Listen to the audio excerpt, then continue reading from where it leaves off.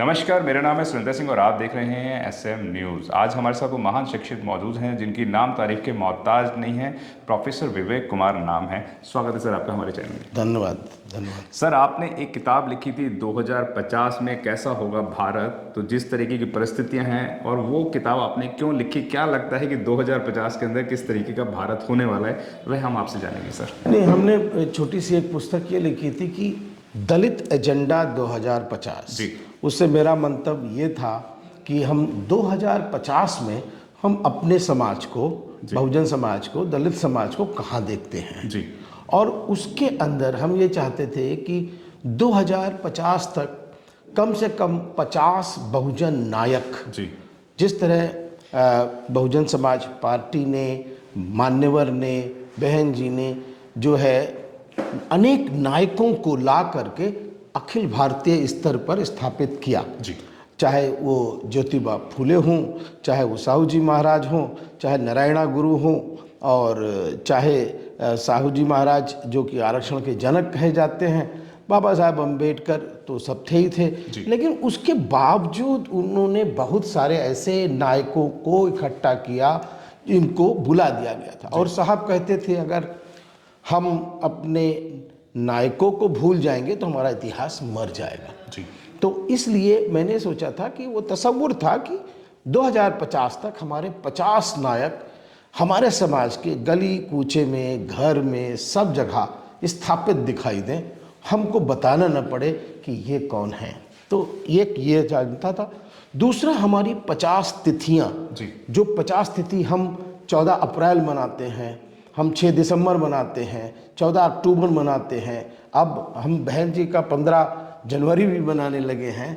इसी प्रकार हम सर्व समाज में, बहुजन समाज के 50 ऐसी तिथियों को ढूंढ लें। जैसे 1 जनवरी को शौर्य दिवस, भीमा कोरेगांव जाकर, तो वो हमारा जो है एक तारीख है। इसी तरह 50 हमारे स्थान होने चाहिए, चाहे वो जिसे कहना चाहिए आपका हमें दीक्षा भूमि दिखाई पड़ती है, हमको जो है बाबा साहब का जहाँ पर परिनिर्वाण लास्ट राइट्स हुए थे वो दिखाई पड़ते हैं, और हमें सारनाथ दिखाई पड़ता है। इसी तरह हम 50 जिसे कहना चाहिए स्थान ढूंढ करके और बहुजन समाज को समर्पित करें। गाने होने चाहिए 50 हमारे गीत, हमारी 50 आत्मकथाएं इस प्रकार की होनी चाहिए जो समाज के अंदर परिवर्तन ला सके। और इसी प्रकार से जो हमारे खाद्य पदार्थ हैं, हमारे पकवान अलग अलग होते हैं, चाहे जिस समाज की तरफ चले जाएं, जिस जगह चले जाएं, वहाँ पर अपने बहुजन समाज के, दलित समाज के खान पकान जो है वो दूसरे प्रकार के होते हैं। तो अगर हम समेकित रूप से इन नायकों को, इन नायिकाओं को, इन खानों को, इन गीतों को, इन तिथियों को, इन स्थानों को समग्र रूप में एक साथ रखेंगे तो भारतीय समाज के अंदर जो हमारी संस्कृति है, चाहे वो चारवाक से शुरू कर लें, चाहे वो हम आजीवक से शुरू कर लें, और चाहे वो फूले से शुरू कर लें और बुद्धा से शुरू कर लें, वो समांतर संस्कृति हमारी सजित होती दिखाई पड़ेगी और हमारा मनोबल उससे और बढ़ेगा। ये छोटा सा मंतव्य था उस किताब को लिखने का। जी।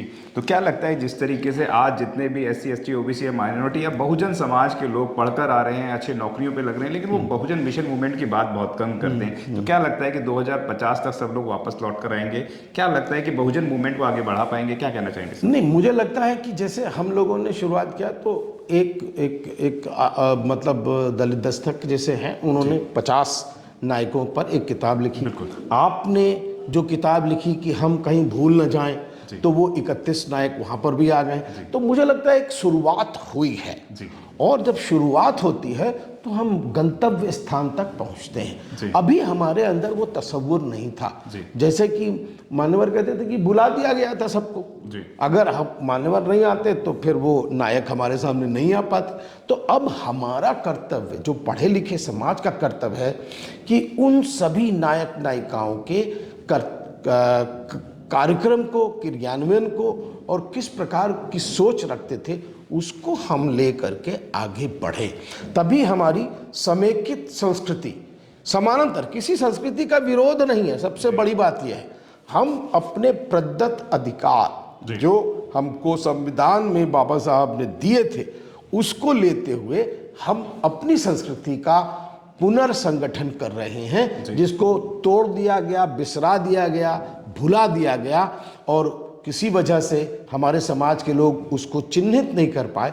आज हम वो चिन्हित करना चाहते हैं। आज हम आपके लिए लेकर आए हैं बहुजन समाज की एक ऐसी किताब, कहीं हम भूल ना जाएं, एक ऐसी ऐतिहासिक किताब है जिसके अंदर आपको ऑडियो वीडियो देखने को मिलना है। ये पहली बहुजन समाज की ऐतिहासिक किताब है जिसके अंदर आप वीडियो भी देख सकते हैं। आप किताब के अंदर कैसे वीडियो देख सकते हैं ये मैं आपको पहले दिखा दूं। आइए तो हम देखते हैं। सबसे पहले आपने करना ये काम है कि किसी भी पेज पर मोबाइल द्वारा आप गूगल पे जाएंगे और गूगल पे जाने के बाद आपको कैमरे का निशान नजर आता है। इस कैमरे पे आप क्लिक करेंगे तो ये QR कोड को स्कैन कर लेगा। स्कैन करने के बाद यहाँ पर आप देखेंगे ये लिंक आ गया। आप जैसे ही लिंक पर क्लिक करेंगे आपकी वीडियो चालू हो जाएगी, यानी कि आपको एक सटीक जानकारी मिलने वाली है, एक ऑथेंटिक जानकारी मिलने वाली है।